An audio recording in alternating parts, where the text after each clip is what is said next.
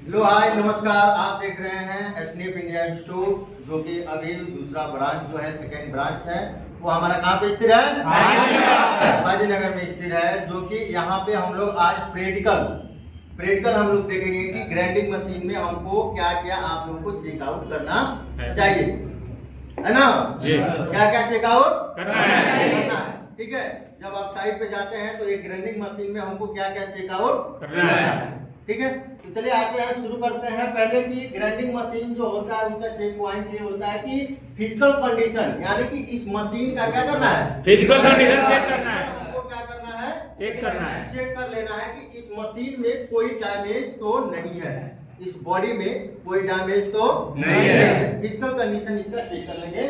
उसके बाद जो होता है चेक द ग्राइंडिंग व्हील, यानी कि व्हील, जो ये व्हील है, जिस ग्राइंडिंग मशीन का ये व्हील है उसी में इसको यूज करना है, समझ रहे हैं ना? ये नहीं कि दूसरा व्हील हो और दूसरा ग्राइंडिंग मशीन हो उसमें उसको यूज करेंगे तो वो क्या कर सकता है, क्रेक हो सकता है, ठीक है। समझ रहे हैं ना? ग्राइंडिंग मशीन का कभी भी आप लोग इस व्हील का एक्सपायरी डेट भी आप लोगों को क्या करना है, देखना है, चेक कर लेना है, ठीक है। उसके बाद जो आता है चेक द व्हील गार्ड, यानी कि इस ग्राइंडिंग मशीन का जो गार्ड जो होता है, व्हील गार्ड जो होता है, ये कहीं से भी दबा हुआ नहीं होना चाहिए, यानी कि क्रेक भी नहीं होना चाहिए, ये ढीला वगैरह भी नहीं होना चाहिए, ठीक है। ये पूरा क्या होना चाहिए, फिट होना चाहिए। क्या होना चाहिए, फिट होना चाहिए, फिट होना चाहिए, ठीक है। उसके बाद बोल रहा है कि किसके द्वारा सर्टिफाइड होता है, ये टीपीआई द्वारा इसको, जो इलेक्ट्रिक वाले होते हैं उसके द्वारा इसको क्या किया जाता है, इंस्पेक्शन किया जाता है, ठीक है। और इस देख लेना है कि इलेक्ट्रिक केबल जो होता है, ये क्या है, इलेक्ट्रिक केबल। इलेक्ट्रिक केबल हमारा कहीं से भी ज्वाइन नहीं होना चाहिए, बॉन्ड नहीं होना चाहिए, समझ रहे हैं? ये कहीं आपको बॉन्ड नहीं होना चाहिए। अगर इस सिचुएशन में अगर है तो उसको क्या करना है, क्या करना है, चेंज कर देना है, ठीक है, क्योंकि इसको यूज नहीं करना है, ठीक है।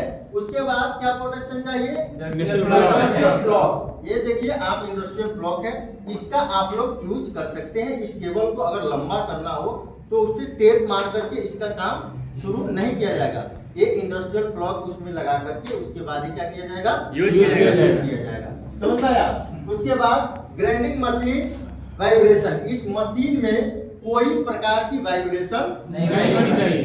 क्या नहीं होना चाहिए, वाइब्रेशन नहीं होना चाहिए, ठीक है। ये गुड कंडीशन में ही होना चाहिए। उसके बाद ये क्या है, डेड मैन स्विच। ये डेड मैन स्विच जो होता है ये कैसा होना चाहिए, फ्री होना चाहिए। क्या होना चाहिए, फ्री होना चाहिए, यानी कि लॉक नहीं होना चाहिए, ठीक है।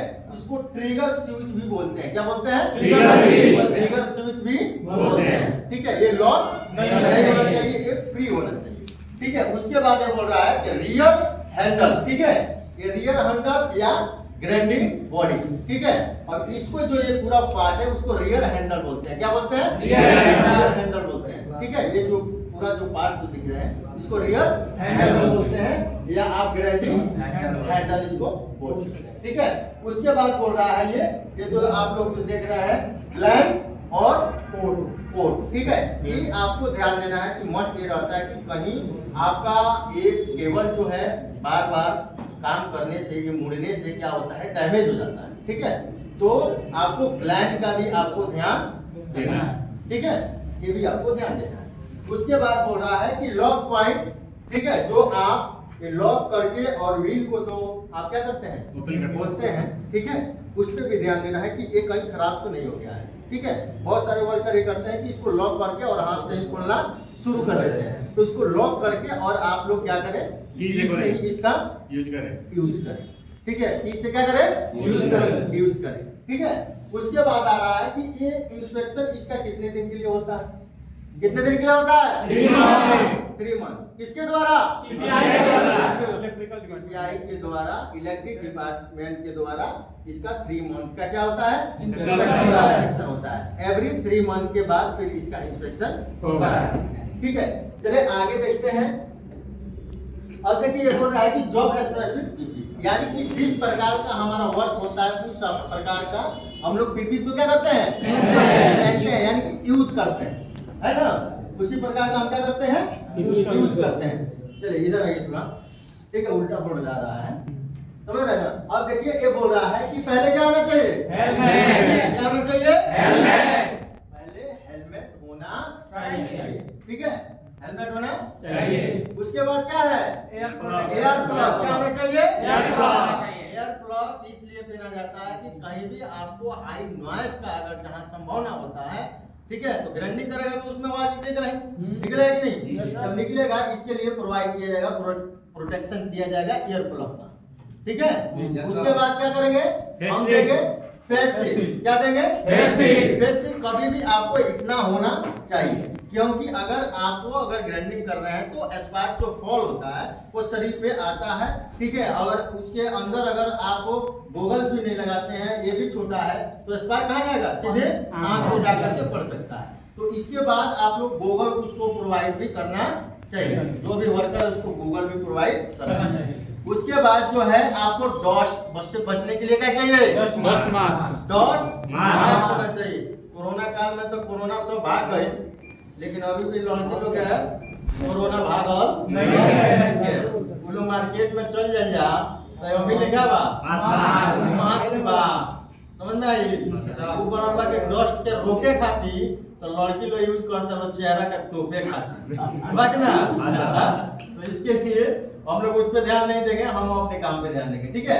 उसके बाद क्या होना चाहिए, फेस शील्ड हो गया। उसके बाद एप्रोन, एप्रोन प्रोटेक्शन इसलिए देंगे कि जो भी पार्ट्स हमारा जो शरीर का पार्ट्स है वो हमारे शरीर पे न हो, समझ रहे हैं ना। उसके बाद क्या है आपका IFR, क्या है IFR, आप लोगों को सभी आदमी जो प्रोसेस लाइन में जो व्यक्ति काम करता है उसको IFR प्रोवाइड कराया जाता है, ठीक है। ऐसा नहीं कि केवल ग्राइंडर ही पहनेगा, केवल वेल्डर ही पहनेगा, जो भी वर्कर उसमें काम करेगा सभी वर्कर पहनेगा। उसके बाद हम क्या देंगे, हैंड स्लीव, क्या देंगे, हैंड स्लीव। उसके बाद क्या देंगे, लेदर हैंड ग्लव्स, ठीक है, लेदर हैंड ग्लव्स। किस स्टैंडर्ड का होना चाहिए, 388 का होना चाहिए, समझ रहे हैं ना। इसका होना चाहिए 388, ठीक है। उसके बाद हम क्या देंगे, उसके बाद देंगे आपको क्या बोल रहे हैं, एप्रोन हो गया, सारा चीज हो गया। उसके बाद देंगे हम लेगार्ड, क्या देंगे, लेगार्ड देंगे, क्या देंगे, लेगार्ड। आप कभी ये देखे होंगे कि काम करते करते पोजीशन चेंज करना पड़ता है, तो वेल्डर का भी सूद के भी वेल्डिंग मारता है, होता है कि नहीं। अगर लेगार्ड अगर ये नहीं रहा, ठीक है, तो उसके शू में क्या हो सकता है, चिंगारियां जा सकते हैं, इसके लिए उसको लेगार्ड भी प्रोवाइड कराया जाता है, ठीक है, कि उसके अंदर शू के अंदर कोई चिंगारी फॉल होकर के अंदर ना जाए, ठीक है। सारा चीज हो गया। अब ये देखेंगे, चलिए प्रिकॉशन तो देख लिए, पीपी भी देख लिए, हम सेफ्टी शू भी देख लिए, लेगार्ड भी देख लिए, यानी कि हर चीज आपको यहाँ पे दे दिया गया। अब हम ये देखेंगे बिफोर वर्क, क्या बिफोर वर्क, यानी कि काम शुरू करने से पहले ये सारे चीज तो हम चेक कर ही रहे हैं। अब ये देखना है कि अब शुरू करना है तो उसके लिए हमको क्या प्रिकॉशन, कंट्रोल मेजर हमको चाहिए, ठीक है। चलिए अब देखते हैं daily routine before the work, यानी कि डेली रूटीन आप लोगों का क्या रहेगा, ठीक है।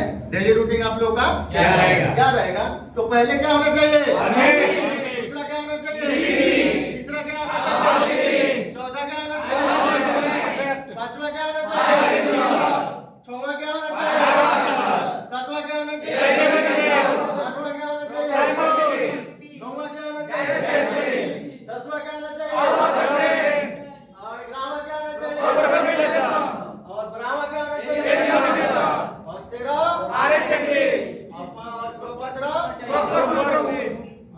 प्रॉपर बूथ प्रिपरेशन होना चाहिए। हाउसकीपिंग जो होता है अराउंड कितने मीटर, 10 मीटर, कितना 10 मीटर, यानी कि 10 मीटर सराउंड में हाउसकीपिंग को क्या करना है, ये ध्यान देना है कि वहाँ कोई पेंट वगैरह और हमारा लाइन ब्रेक का वगैरह का कोई काम तो नहीं चल रहा है, ठीक है। कम से कम 10 मीटर अराउंड का हमको क्या करना है, हाउसकीपिंग करना है, ठीक है। उसके बाद आपको ये क्या और टूल्स जो भी है उसमें आप लोग को सर्टिफाइड तो रखना ही है, ठीक है। चलिए, थैंक यू, जय हिंद, फिर मिलते हैं।